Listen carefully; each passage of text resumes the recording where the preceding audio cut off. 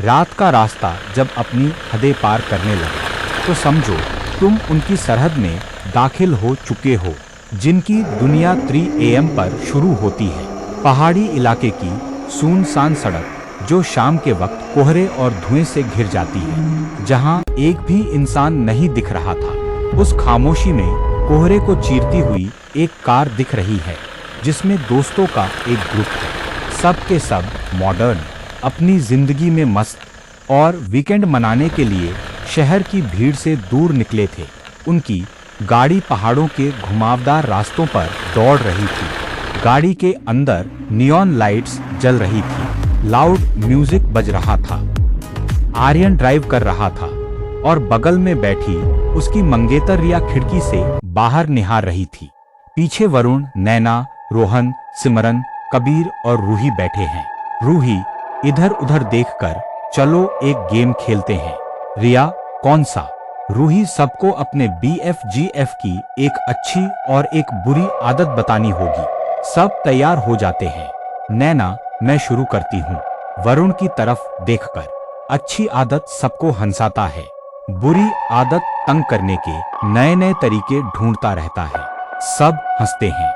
वरुण, भाई ये टैलेंट है। रूही, कबीर, अच्छी आदत सबका ख्याल रखता है, बुरी आदत गुस्सा हमेशा नाक पर रहता है। कबीर गुस्से से रूही की तरफ देखता है।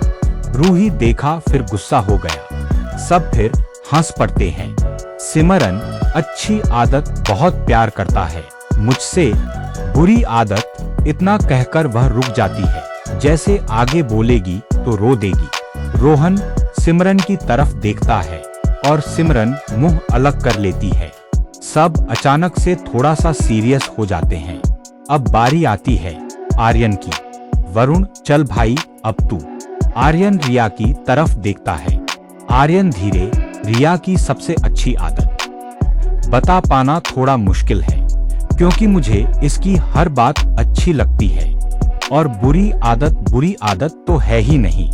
रिया मुस्कुरा देती है।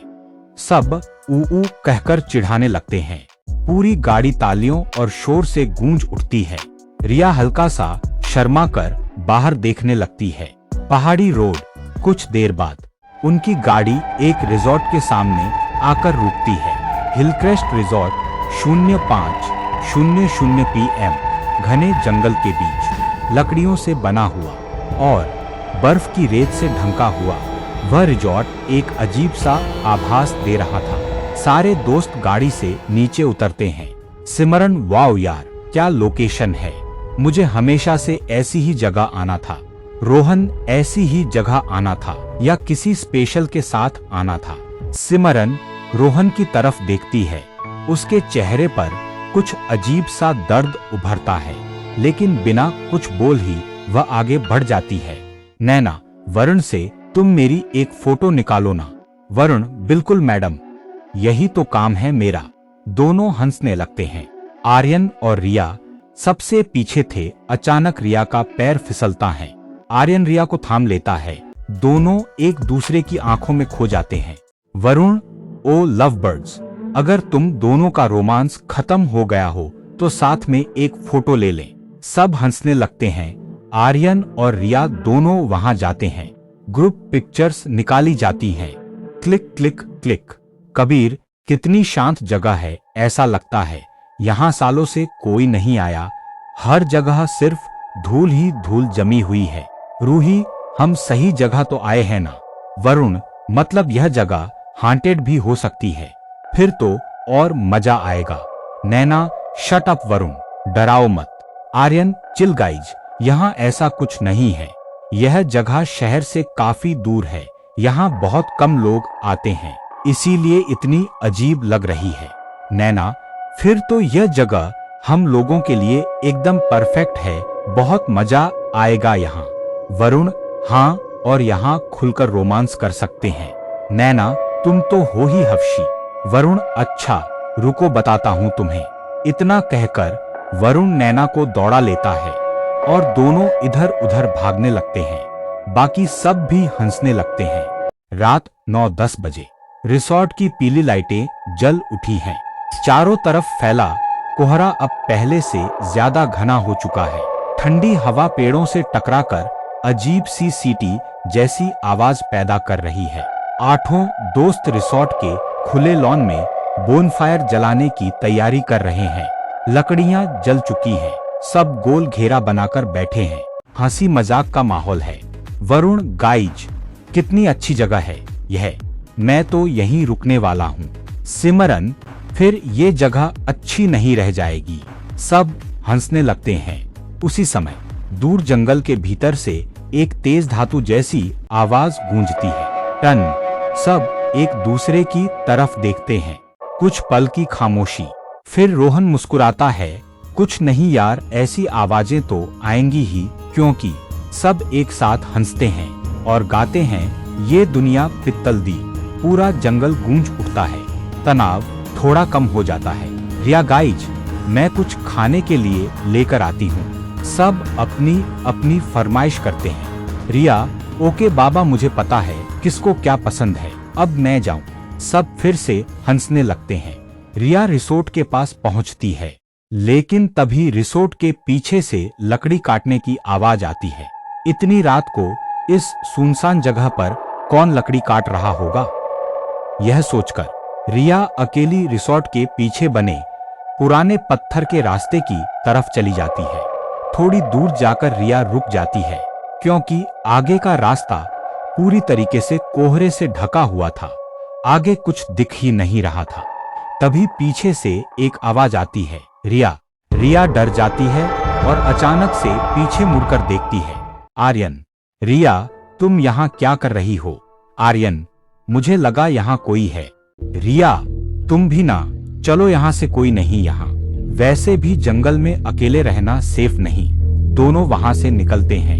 लेकिन तुम यहाँ कैसे आए? मैंने सोचा अकेले तुम डर ना जाओ, इसीलिए तुम्हें प्रोटेक्ट करने के लिए चला आया।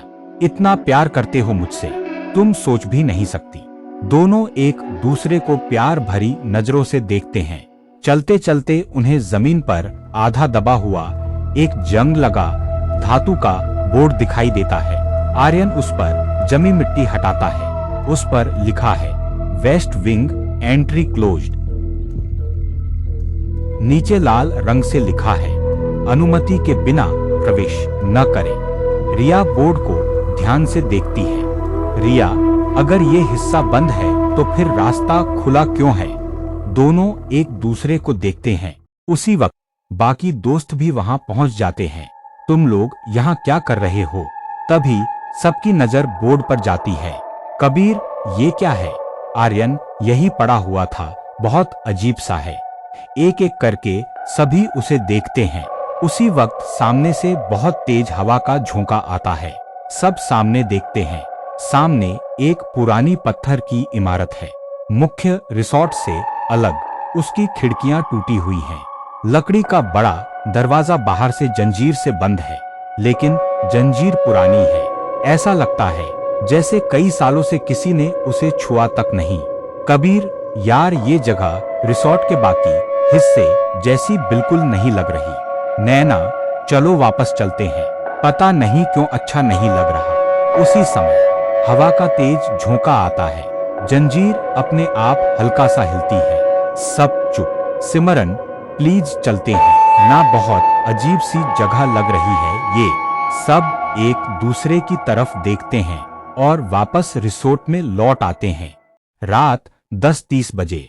सब हाल में जमीन पर बैठे हुए हैं। सबका ध्यान घूम फिर कर वहीं आ जाता है।